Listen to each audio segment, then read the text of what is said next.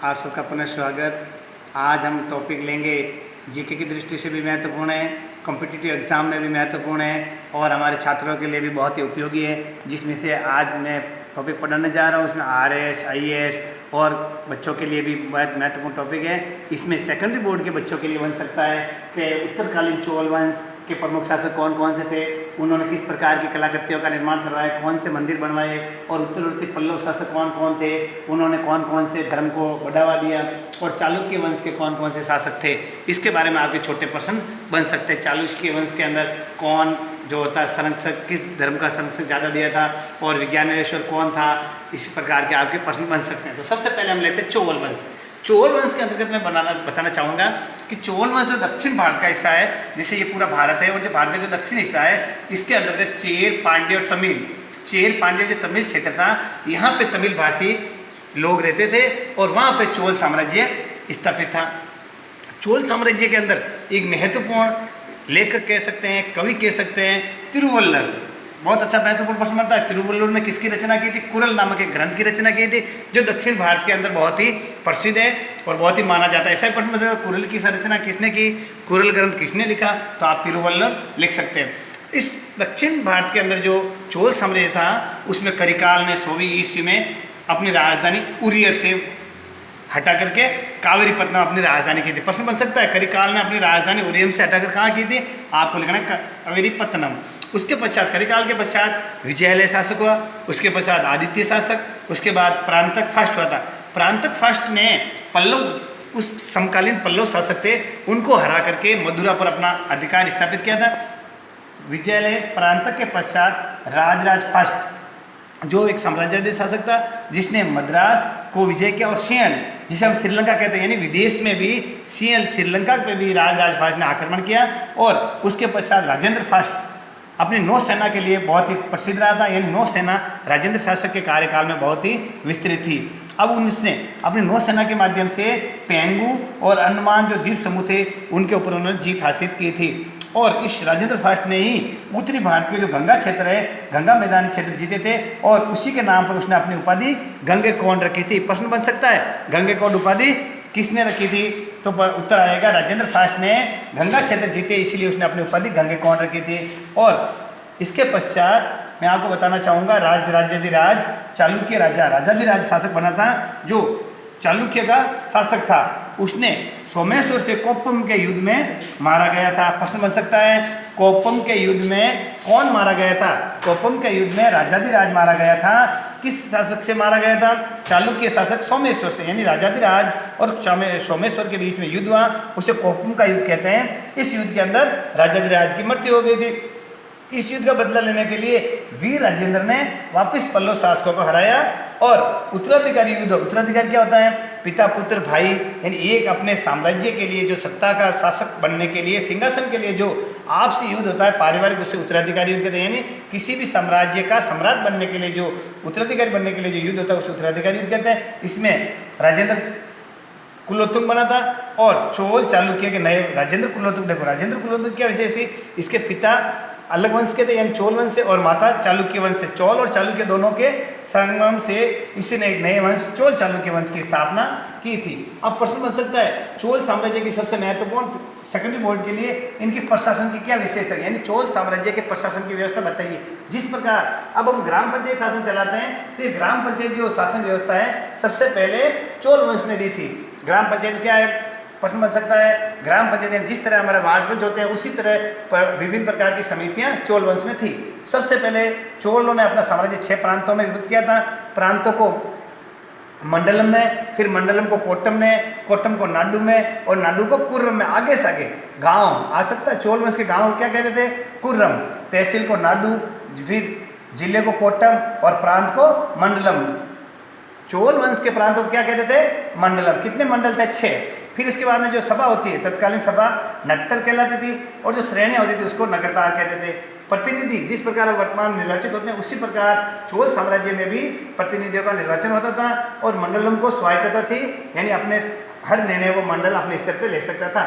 Tax के रूप में, यानी कर, भूमि कर का 1/6 लगान के रूप में लिया जाता था, और लगान में अनाज या सोने के सिक्के लिए जाते थे।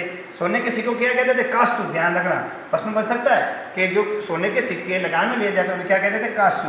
और स्थल सेना इनकी बहुत बड़ी थी और इनके पास जाजी बेड़ा भी था। कला समाज के लिए आपको बताना चाहता हूँ, इनकी कला द्रविड़ शैली यानी दक्षिण भारत के अंदर द्रविड़ शैली का विस्तृत रूप किसने किया था, चोलन। द्रविड़ शैली क्या होती है, जिस तरह मंदिर बनाए जाते हैं वो विमान आकार होते हैं, मंदिरों में मंडप बनाए जाते थे, गोपुरम होते थे और स्तंभ होते थे। अब एक प्रश्न बन सकता है, ये वृद्धेश्वर राज मंदिर, राजराजेश्वर, वृद्धेश्वर वो या दो नाम है उसके, वृद्धेश्वर या राजराजेश्वर मंदिर किसने बनाया, तो प्रश्न का उत्तर आएगा राजराज फर्स्ट ने तंजौर में शिव मंदिर बनाया जिसको राजराजेश्वर या वृद्धेश्वर भी कहते हैं। ये किस वंश से संबंधित है, चोल वंश से संबंधित है।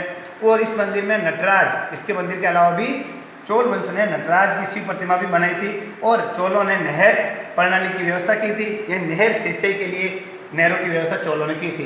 शैव धर्म को मानते थे, अश्वमेध यज्ञ कराए थे और स्त्रियां घर की स्वामी होती थी और देवदासी प्रथा भी चोल वंश में प्रचलित थी। इस प्रकार मैंने आपको चोल वंश के बारे में बताया, इनके साम्राज्य, प्रशासन व्यवस्था और कला और समाज के बारे में। अब अपन चलते हैं पल्लव वंश।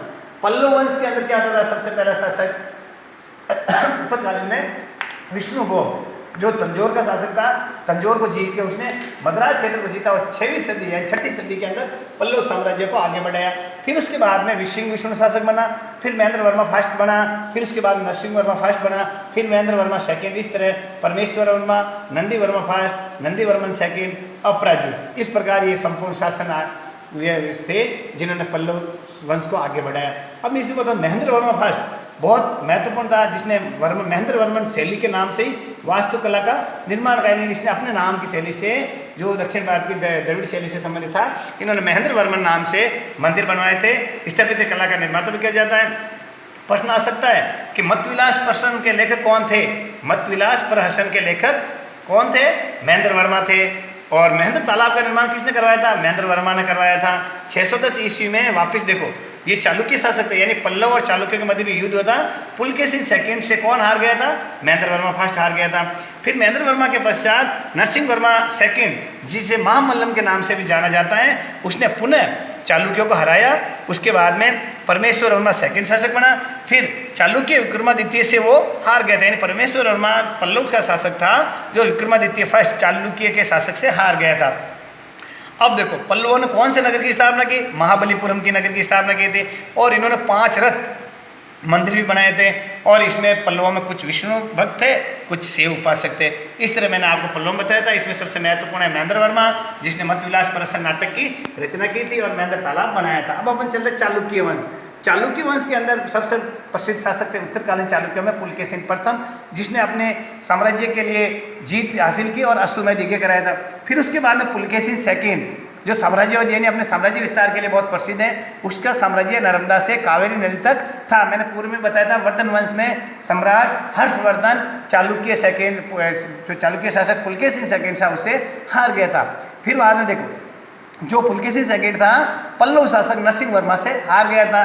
फिर इसके बाद में आया था विक्रमादित्य फर्स्ट, इसने वापस परमेश्वर वर्मा सेकंड जो पल्लव शासक था उसको हराया था।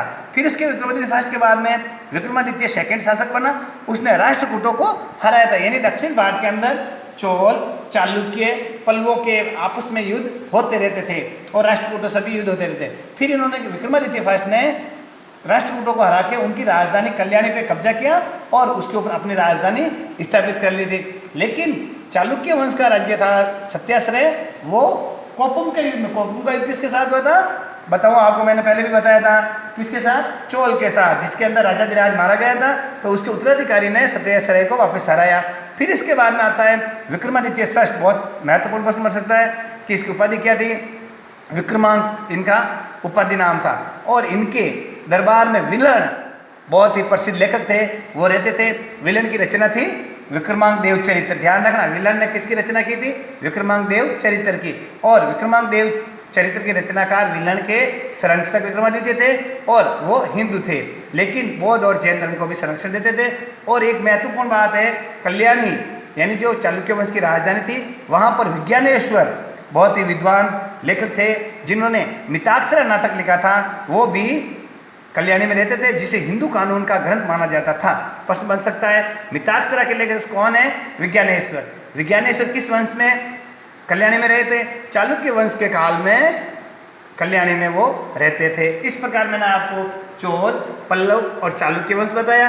इसके पश्चात अगला टॉपिक पढ़ेंगे हम यूनानी जो बाहरी विदेशी आक्रांत था उनके बारे में। नमस्कार साथियों, आप इसको शेयर, लाइक, सब्सक्राइब करें। नमस्कार।